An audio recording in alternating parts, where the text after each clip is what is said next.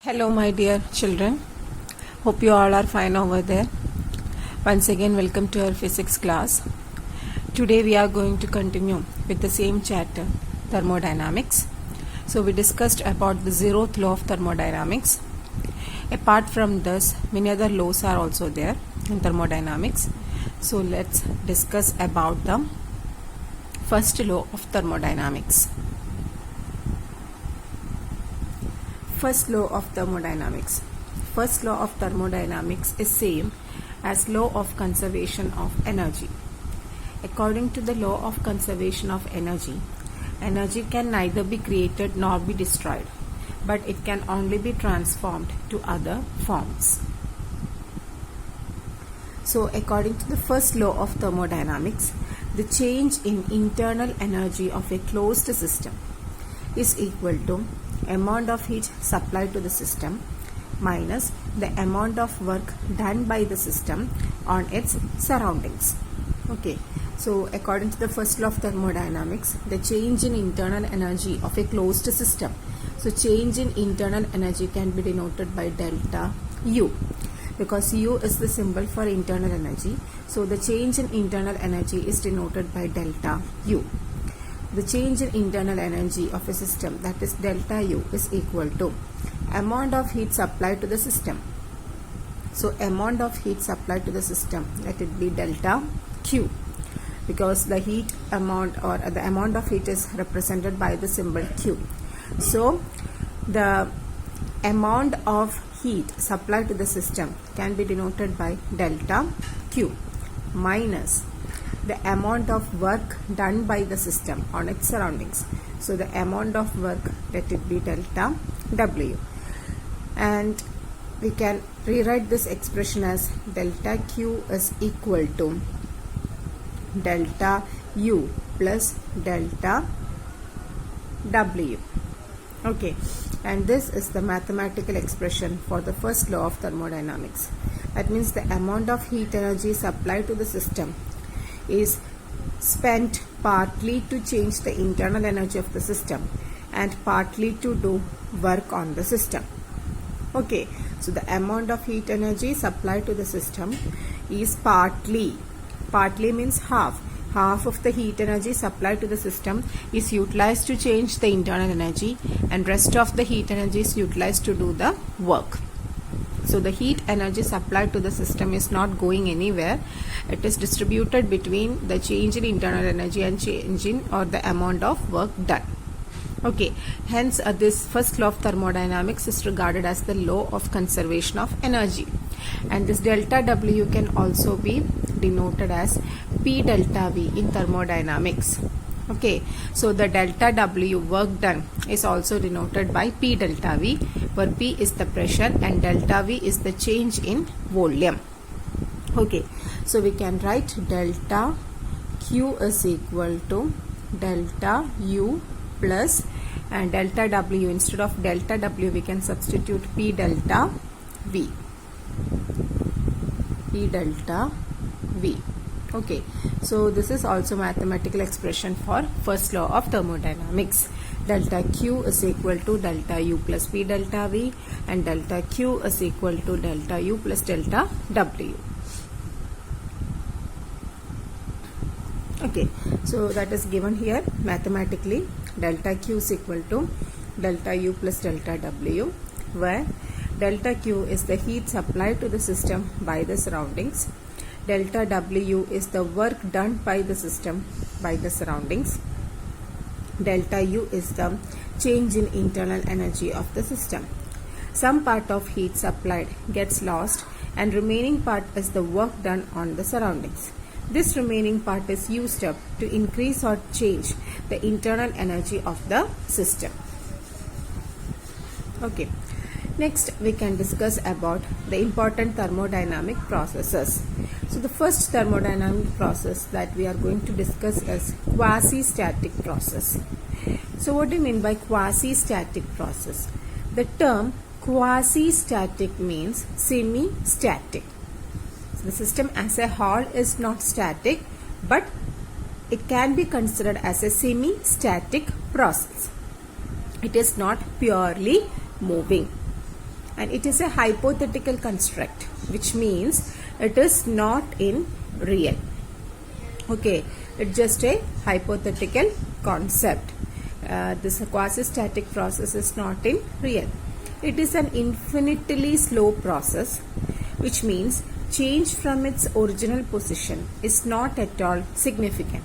So even though the system is changing from its initial conditions, that change is an infinitely slow process. Okay, that change is an infinitely slow process. Hence, we cannot consider that change as a significant one. And system changes its variables, that is pressure, temperature and volume. These are the variables. So these variables changes so slowly that the system remains in equilibrium with its surroundings throughout. Okay, so in the case of quasi-static process, even though the values of pressure, volume and temperature changes, that change occurs so slowly so that we can consider the system always in equilibrium with its surroundings. So consider a gas initially at pressure P and temperature T. Now, and it changes to a new state whose pressure is P dash and temperature is T dash. So P and T are the initial values of pressure and temperature. P dash and T dash are the final values of the pressure and temperature of the system. If we change the surrounding pressure to P by very small amount, then allow the system to reach that system or to reach that state. It's not system, to reach that state. So the characteristics for a system to be quasi-static process is that the changes should take extremely very slowly. So it's an extremely very slow process. There should not be any accelerated motion in quasi-static process. There should not be any large temperature gradient. That means temperature gradient means temperature difference. That temperature difference should be very, very small. So in a quasi-static process, the temperature of the surrounding reservoir and the external pressure differ only infinitesimally from the temperature and pressure of the system. Okay. So such type of process is known as quasi-static process. Even though change is occurring there, that change is not significant. So always the system can be considered as an equilibrium with the surroundings. And the next process is isothermal process. So isothermal means, iso means same and thermal means temperature. So isothermal means same temperature or constant temperature. So isothermal process is a process that takes place at constant temperature. In isothermal process, the temperature remains constant throughout while all other variables change. Temperature is constant throughout. That is very, very important concept in isothermal process. Now for an ideal gas, PV equal to nRT, where N is the number of moles, R is the universal gas constant and T is the constant temperature for isothermal process. Just look at the RHS part of this expression. On the RHS part we have constant terms, isn't it? N, number of moles, is a constant. R, universal gas constant, it's a constant, it has a constant value. And since it is an isothermal process, temperature T is also constant. So all the terms on the RHS of this expression is constant. Hence we can consider this equation as PV equal to a constant. So for an isothermal process, the expression is PV equal to a constant. So PV equal to a constant can be considered as the expression for isothermal process. And if we draw the pressure volume graph for an isothermal process, we will get a curve as shown here. We know that for an isothermal process, PV equal to a constant. Let that constant be K. So from this expression it is very clear, P is equal to K by V. That means pressure is inversely proportional to volume. When pressure increases, volume decreases. When pressure decreases, volume increases.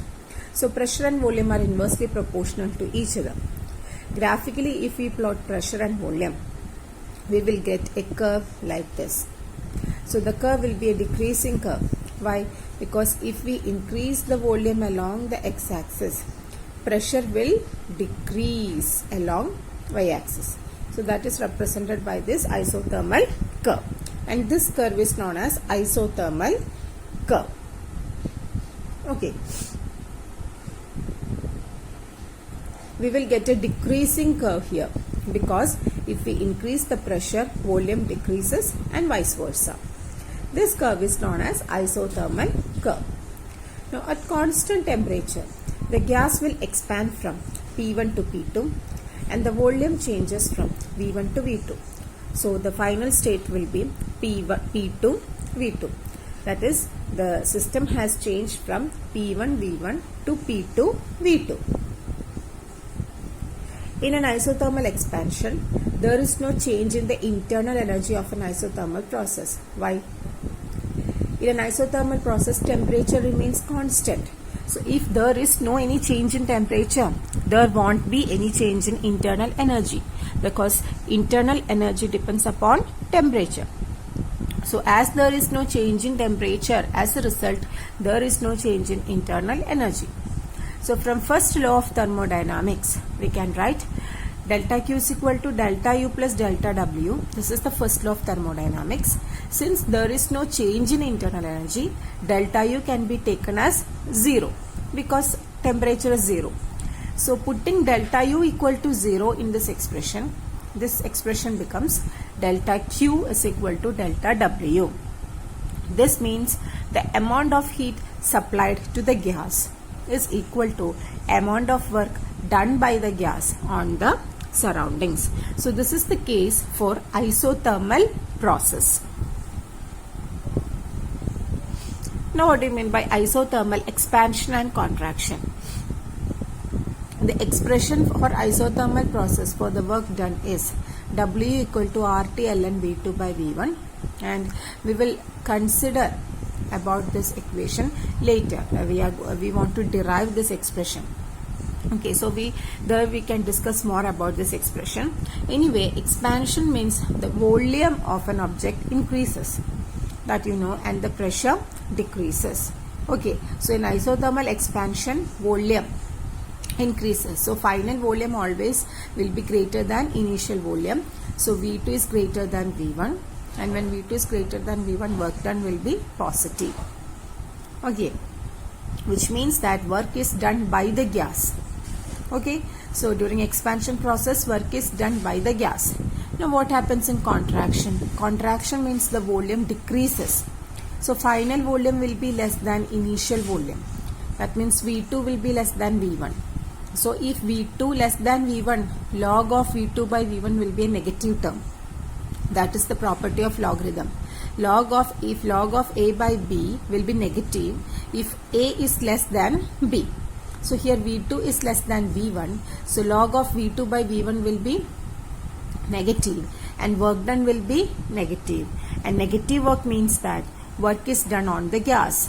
Okay, so positive work means that work is done by the gas. Negative work means that work is done on the gas. So that's all about isothermal expansion and contraction. And next process is adiabatic process. So adiabatic process is a process in which there is no heat flow between the system and the surroundings. So no heat flow takes place between the system and the surroundings. You had already studied about adiabatic wall. Okay, and these processes are sudden. The walls of the container should be adiabatic for the adiabatic process to occur. For an adiabatic process of an ideal gas, PV raised to gamma equal to a constant, where gamma equal to Cp by Cv. Cp is the molar specific heat capacity at constant pressure, and Cv is the molar specific heat capacity at constant volume. And the ratio of Cp by Cv is gamma. and this is the expression or equation for adiabatic process. PV raised to gamma equal to a constant, and we are arriving at this expression from Boyle's law. You had already studied about Boyle's law in your chemistry portions, so I am not going to explain it here. Okay, so just remember the expressions for isothermal process and adiabatic process. For isothermal process, the expression was PV equal to a constant. For adiabatic process, the equation is PV raised to gamma equal to a constant. Example for adiabatic process: hot tea in a thermos flask. It will remain hot as there is no exchange of heat occurs between the walls of the thermos and its surrounding. Because the walls of the thermos is adiabatic, it is insulating, which doesn't allow the heat to escape from the flask to the surroundings. Now, here also in the case of adiabatic process also, as pressure and volume are inversely proportional, we have a decreasing curve. Okay, this curve is known as adiabatic curve. With this, I am concluding my session. Notes of the topic and YouTube video have been uploaded. Just go through it. We will meet in the next session. Till then, take care all of you. Stay home, stay safe. Thank you.